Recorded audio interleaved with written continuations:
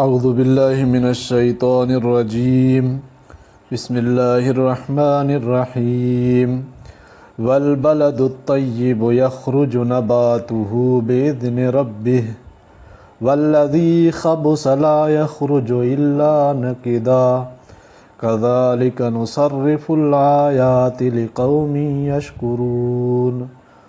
اور جو زمین پاکیزہ ہے اس کا سبزہ نکلتا ہے اس کے رب کے حکم سے، اور جو خراب ہے اس میں نہیں نکلتا مگر ناقص۔ یوں پھیر پھیر کر بتلاتے ہیں ہم آیتیں حق ماننے والے لوگوں کو۔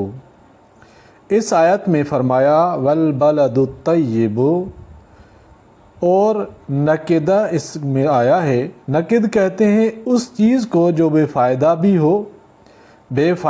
ہو اور پھر مقدار میں بھی قلیل ہو۔ معنی یہ ہے کہ اگرچہ باران رحمت کا فیض ہر شہر ہر زمین پر یکساں ہوتا ہے، لیکن نتائج اور ثمرات کے اعتبار سے زمین کی دو قسمیں ہوتی ہیں۔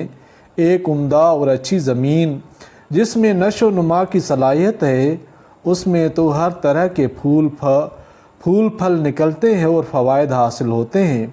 دوسری وہ سخت یا کھاری زمین جس میں روئیدگی کی صلاحیت نہیں، اس میں اول تو کچھ پیدا ہی نہیں ہوتا، پھر اگر کچھ ہوا بھی تو وہ بہت کم مقدار میں ہوتا ہے، اور جتنا پیدا ہوتا ہے وہ بھی بیکار اور خراب ہوتا ہے۔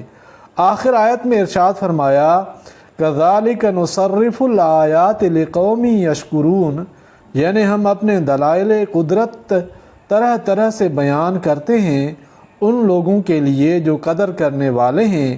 اس میں اشارہ ہے کہ اگرچہ باران رحمت کے فیضان عام کی طرح ہدایت ربانی اور آیات بینات کا فیض بھی سبھی انسانوں کے لیے عام ہے، مگر جس طرح ہر زمین بارش سے فائدہ نہیں اٹھاتی، اسی طرح ہر انسان ہدایت ربانی سے نفع حاصل نہیں کرتا، بلکہ نفع صرف وہ لوگ حاصل کرتے ہیں جو شکر گزار اور قدر شناس ہیں۔